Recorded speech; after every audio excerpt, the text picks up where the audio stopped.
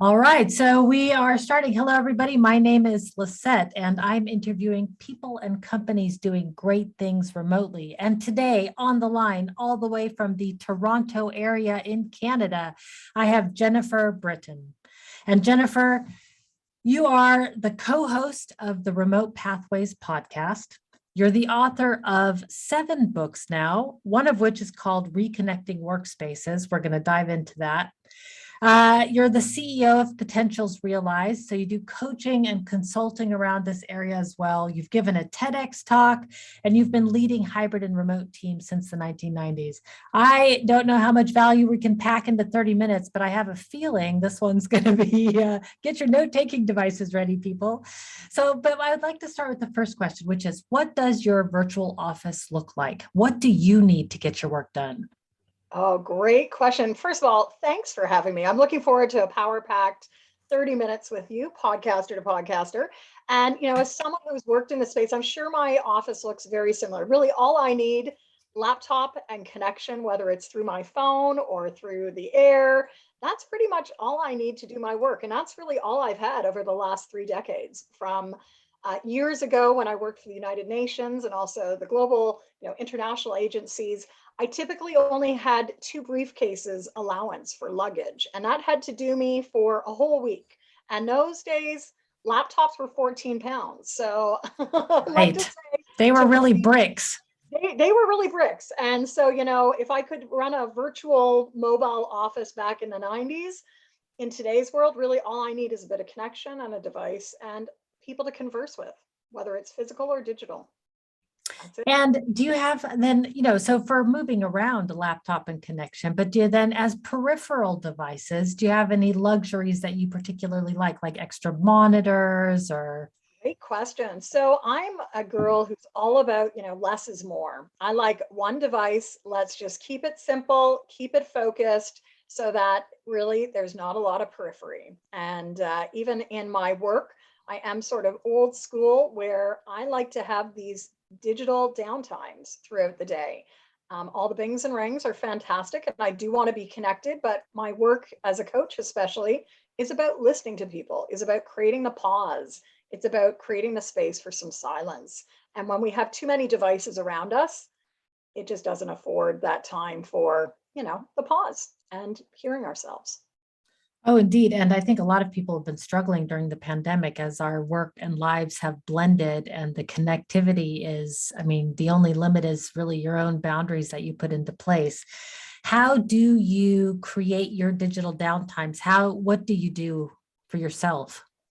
So I like to work a very unique schedule. I worked and lived out of the Caribbean for almost 15 years prior to starting this business in 2004. So I'm up with the sun and I really like to turn off with the sun. So in Toronto, in shorter That's days, different. yeah, in shorter days, this morning I was online by almost 5 a.m. Toronto time. I'll be going until 8:30 tonight, but then that affords me tomorrow some downtime where I can actually dedicate time to writing. So what I love about this space is we can really create those boundaries in as fluid or structured a way as possible. And after many years of, running this business, Potentials Realized, since 2004, I've really found that chunking and earmarking time on different days makes a big difference. So certain days of the week I coach, a couple days of the week I earmark for either teams and or my own writing. And that really helps to create, I think, a rhythm where productivity is on point. And throughout the day, I do have pockets where I go to the devices. But when you're on Zoom all day long, which is really my world, it's important to step away or to practice that 20-20-20 rule, which you might have heard of, where we want to spend every 20 minutes, we want to spend at least 20 seconds taking our eyes off the screen, looking ahead 20 meters to really rest those eyes. And I wish I had the source of that 20-20-20 rule. I understand that it came from a medical professional, but that's can't point to who it was, but it's been, I think, an eye saver for a lot of us over this last year and a half, for sure. One of my colleagues actually just went to the doctor because she was having dry eyes. And of course, it comes from looking at the screen for too long. But what he also said was since the pandemic, he's had an enormous increase in the amount of people coming for the same problem. And what he recommended is exactly what you just said. Every 20 minutes, look off into the distance, but he said blink 20 times.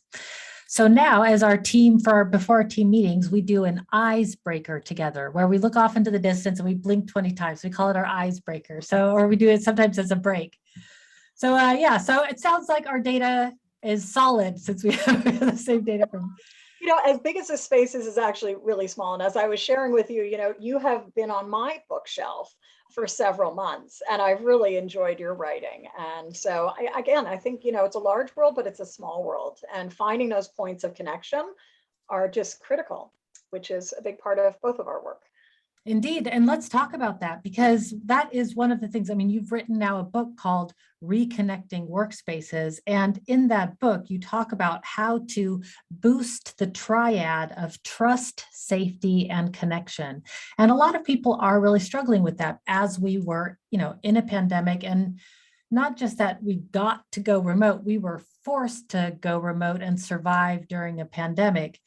So that's a special situation to begin with. But as people are starting to go back to the workspaces and we're going into this hybrid series, how do you boost this triad of trust, safety, and connection? A very big question, I know. So I'll let you tackle that from whichever angle that you think is best.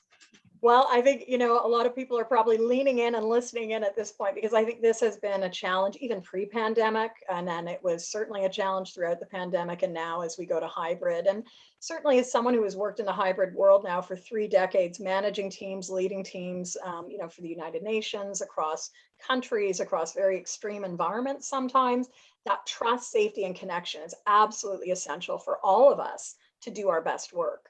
And so as we transition here now in today's world into a hybrid workspace where we might be hoteling in our office spaces, or we might be in some part of the week, once a month, etc., really taking the time to get to know each other and rebuild the social fabric that has been sometimes weakened or even totally withered in the times of the pandemic. And so trust, safety, and connection, as you said, it's part of the TED Talk that I delivered this summer on the virtual, remote, and hybrid checklist. It's been a big part of the work that I've been doing for the last decade with remote leaders pre-pandemic. And as we discussed and looked at, what are those things that really helps your team do exceptional work in any situation? It comes back to, how are we connected? And in order to be connected, we need to trust each other, and we need to also think about the safety environment. So creating that in a hybrid workspace is a challenge. How do we build that robust culture where people feel connected, feel that they're belonging, feel that there is part of the identity? And so we need to go back to that intentionality that I currently am speaking a lot about in my writing. No easy answer here by any means, but I'm sure you've seen it in your work, right? With the trust, safety, and connection. And like a triangle, when one of those elements is missing, it can really reshape or knock people off. If we don't have connectivity, but have a little bit of trust and connection, is that there? Might not be per se. Yeah, and it's so abstract. I always have trouble with it, like how to make that really tangible. Like, what do I do when I go back to the office? Like, okay, I'm sitting here. I want to create trust with my colleagues and my managers. What do I do? I don't know if there's a place to start or like. So where I'll start is by getting listeners to think about, what are the behaviors you're seeing, naturally, and then what are the behaviors you want to demonstrate and be very intentional with. I'm going to sort of frame this within a hybrid workspace, because chances are we have people in the room and then people perhaps still on Zoom or Teams. And it's a different perspective from those different vantage points. So we need to go back to what I call the remote enablers: consistency, communication, clarity, all of those elements, but be very intentional in terms of how are we spending time to connect, to share information, to share those perspectives, while still keeping an eye on the business, right? Because business results are absolutely critical. Now, to build the trust, one of the shifts that I think probably has been positive, I hope for many, has been this shift to maybe stronger, whether you've adopted an OKR strategy of objectives and key results. I think when we're really leading and managing and teaming to results versus, abstractness, it makes it a lot more clear, whether we're in the office or whether we're out of the office, wherever that workspace could be. Because in my business, we don't have an office, right? We are all virtual and have been since 2004 when I opened the doors of this business. And so what's been key has been bringing that earlier practice I had from hybrid leadership in Central and South America to this business, which has been all virtual, in terms of really getting crystallized on what does success look like? Who needs to do what when? How do we connect in with each other? What are those areas where there's overlap and perhaps gap? And so visual tools actually can play a really key role here. And I think one thing I'm already hearing from a lot of people who have been going back into the workplace, into a physical workplace, is many of them are missing some of these advanced tools that we've had at our disposal in the virtual space. So, really using whiteboards, using annotation, sketching and drawing things out real time. And so if you are hybrid, it doesn't mean that you have to have some people in the conference room and some people on Team or Zooms. How do we really ensure that there is that one layer or the one connection point for everyone? So I love this. Yeah, what do you think?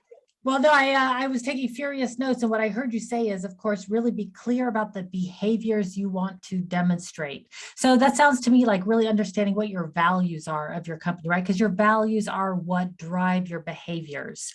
So like fairness or transparency, like, okay, so then how can you map? And it's interesting. I once worked in a company where we used to have to, if we had to make a challenging decision, then we would write what the decision was and how we solved it based on the company values. We all had part in determining the value. So they weren't just like meaningless team building words on the wall, but we were really, and so through this values channel in Slack, we all kind of learned about how we made decisions based on the values of the company. Like I did this because this was in the name of transparency, something like, so I like that. That was a long story for one point. The next thing though that you said is like figure out how we're spending time to connect. Like, are we really connecting with our colleagues? Did we take any time to find out how they're doing? I could see that. Yeah, that's a really good one. And then the other thing that was huge was you said results. Like we have to be results based. Time oriented working is hopefully a thing of the past, I think, but results oriented working. But when we are shifting from time to results, it is surprisingly difficult to shift to results. How do you measure the output of what you're doing? Mm-hmm. Like that is a really hard thing to figure out. It's surprisingly difficult to figure out, I find. It is. I think this is a big conundrum, right? How do we measure our results? How do we articulate what success really looks like? And so there's some great tools, right? There's some very simple tools that we can get more, just whip out of our pocket, shall we say. I always like one that I think I picked up from Steve Robbins, who does a lot around productivity. And he was once talking about the is not tool. And it's something that I share in book 2 of the Reconnecting Workspaces series. So just about a month ago, I released the 90-day guide for success, which is actually a 90-day guide for onboarding or reboarding in a virtual, remote, and hybrid workspace. So it's not only just new employees that need it, we all need to be reboarded, right, in terms of our role. And in that, I go through 90 days of different focus areas. So a recent one that we've been doing, because I'm taking people through a 90-day sprint on this, is actually productivity. And so really, how do you get into results? And everyone who hears about this is not tool is like, oh yes, that makes so much sense. So imagine this, maybe we could work with one of your examples. Do you have a current work project, pretty, fundamental, that you could get clear on with your team? Is there something that you've got due before the end of the year, perhaps? Yes, I do. I have a very big project. I'm creating a course for a university, and it is due by the mid-December, let's say. Okay, so let's use this as a very quick back of the napkin, back or front of the Zoom annotation screen, right? We could do this on Zoom together if we want. But no, we could take that university course. And again, this would be something that you do with, say, your boss or the people that you're collaborating with, is just simply do a T-chart. And on one side of the T-chart is, it is, and the other side is, it is not. So as you get crystallized around what great perhaps delivery or design of that course is, you're going to start to really tease out, is this a 5 module course or is this a 60-hour program? Is it going to involve video or is it not involving any video? So you could work very fluidly and quickly through the is and is not. And everyone leaves that meeting crystallized in terms of what that end result really is all about. I So love it. The other thing that I really love of what you said is visualizing very clearly, not only what success looks like, but I think also our work. We collaborate a lot in words, and words are very limiting in terms of, especially like if you play Pictionary, that in 3 scratches, everybody's like, it's a banana, yeah, it's amazing how much you get in a picture. So I really like that aspect. I also agree that this is something that teams need more of. way more of. So I know, this is collaboration superpowers. And I think very much it's all about how do we visualize it, especially if we're in different spaces, locations, cultures as well, where we may be working across different languages. So to really bringing all voices into the room in a different way, what are we doing to activate that visual channel, which could be a growth edge for some teams. It certainly is, but I think when I work with a lot of teams, I use a process called Draw Your Future, and it's about helping teams articulate where they are now and where they want to go, and we draw it out. And that has been a really fun way. I've been facilitating for many, many, many decades, but earlier this year was mentored by a wonderful woman. Her name is Patty Doblovoski. She came up with this Draw Your Future practice. And I first found her through a TED Talk. So again, bringing it all back to circular, how do we find people these days? How do we really get to know their work? It's a visual channel. It very much is a visual channel. So in taking teams through the Draw Your Future process, which only takes about an hour, they leave with that co-created map of where they want to go. And that's something that can be an anchor, on a phone, on a device, on paper, wherever we are in the world. Brilliant. And not only is it co-created, it is one picture that everybody shares. So it's not your own picture in your head. It's that one. Yeah. So I love that. I really see that virtual whiteboarding, the power. The people that use it extensively understand the power, but I really think that people that use it extensively will have superpowers in the future, especially given the tools that are coming up, the virtual whiteboards and it's just crazy.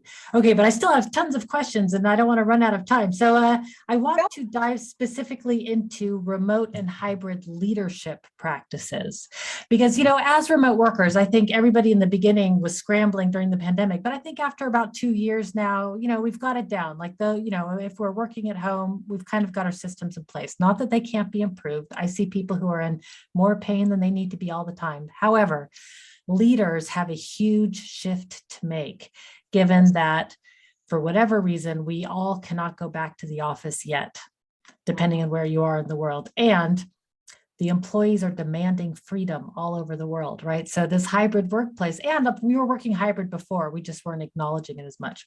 So leaders are going to need to cope. So I'd like to ask you, what are the differences between leading in person and leading virtually? Yes. That's a big question also. Yeah. We'll just dive into what could be a five-week series on this. But, I think but 3 minutes. No, I'm just kidding. So I'll frame it as, I think this is really where we've just seen a crystallization of huge paradigm shifts, right? And when you're working remote, when you're leading remote, you have to lead through influence. You need to lead as a coach and activate the people that you're working with. So again, I have a very strong stance on this, having been and entered the workforce, 3 decades ago as a hybrid leader myself. I learned very quickly that I could not micromonitor or even micromanage most days. I had to really coach my team and help them. I was there as a liaison, a troubleshooter, with them in collaboration and dialogue. And so that shaped my entire 3 decades of work. It's what I do with organizations in terms of how do we equip leaders and team members with better coaching skills. coaching skills so that you can really ask the questions that help activate insight on a part of your team, that help team members who might be 3 time zones away really figure it out for themselves. And so I think to me, that is probably the biggest shift. It's interesting as we look out on the landscape and listen in to the business community around the debate of, should we bring everyone back to the office? Should we mandate everyone back to the office? Back to trust, safety, and connection. I think that sends a pretty strong message at times around how much do we trust our employees?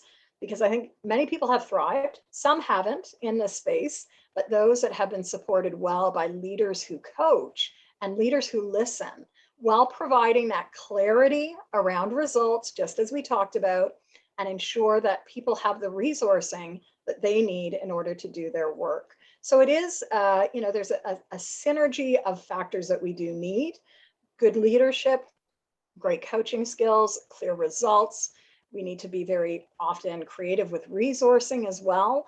But then we've got to let people do their work, right? If we're hiring them for a role, are we trusting them? That's a whole other layer, but it's, I think, key to this conversation as well. I love it. I worked for Management 3.0 for a long time, and they always said that the leader was there to set the vision and put the guardrails in place for okay, these are the boundaries of the project, and then to step out of the way and remove all the roadblocks, so that your team could take you where you needed to go. And I just love that vision. And I'm kind of a control freak myself. I've realized over the years, I didn't think I was at first. I'm like, oh, I'm so relaxed. And my husband's like, no, you're not relaxed. You're not relaxed. So as a control freak myself, I do realize okay, just they will solve it if I give them the opportunity to do so. So, okay, interesting. So how do people let go? How do we let go? So again, I think it's a process. It's not an easy process, but we've got to get better at one, of course, being clear on what the body of work is. Ultimately, businesses exist for purpose, i.e. make profit, get results. And so leaders and team members need to get really clear on how are we getting those results achieved? What are the changes to the systems? What are the changes to the practices? And maybe what are the changes to the rules? Because it's not something that you can flip the switch, right? We're really talking culture change if you're looking at leading in a different way. And it's not going to be for every organization, right? Pre-pandemic, in my former, I wouldn't say former world of work, but some days it does feel like former world of work, right? It was like, it could take 3 to 5 years for a culture change to happen when you had leader move from capital L leader to leader as coach without any of what we've experienced. So 3 to 5 years for that real shift, that paradigm shift to happen. And so now, it can happen a lot faster, but we need to look at all layers of the equation. It's not just the leadership, but then how are we compensating people? How are we providing performance feedback? Is that still top down or is that changed? So really there's a big talent management issue around this as well. And I'm doing a lot of work and have continued to do a lot of work with colleagues who are sitting in those seats to help them think through what can this and does this need to look like at your organization post-pandemic.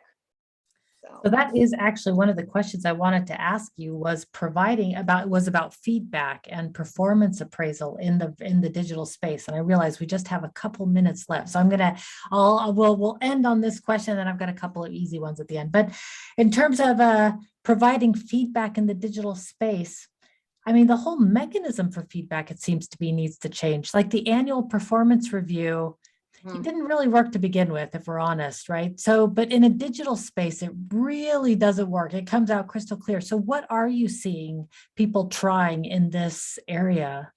So a lot of things. We have the range from people who have tried to fit the annual review process in. I was talking with someone the other day, and they said that they just spent a week online with people in their organization just saying, great job, great job. And he started my call going, I know I didn't do a great job. Like there were things that got dropped. So first of all, how are we measuring work, right? And how are we measuring work in a way that is, transparent and that people can see? Because if we are not on the same workspace, if I'm in the office and you're virtual, like, am I really seeing what you do? So if we have created a new mechanism for a feed forward of, here's what I've done. This is what's happening. These are the linkages of how it's connecting in with others in the organization.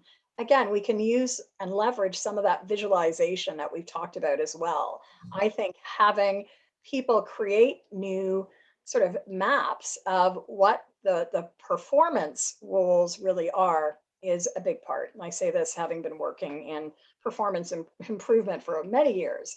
So beyond that, practically, if we get to the practice of it, once a year, not enough. It wasn't enough before. Most organizations that were, in the top echelon were already moving to an ongoing performance conversation format.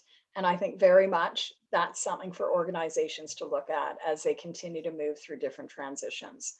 To me, we go back to the same coaching skills. How are you listening? How are you asking questions? How are you asking the employee who knows what they're doing best, how they feel that they're doing? And in order to get an answer that you might think is quote unquote right, you have to have trust. So there will be people who listen to this and say, oh, there's no way that would work. And that's a question to say, how high trust is your organization? If we do trust people to do their work well, we can shift very easily to an ongoing performance conversation where people are coming and saying to their leader, you know what, I have a challenge. And here's what I need from you. I need you to help me think through this issue. And that doesn't happen every day, but it will in high trust organizations where it becomes that collaborative problem solving for peers, for leaders, for the entire organization against a backdrop of getting results as well.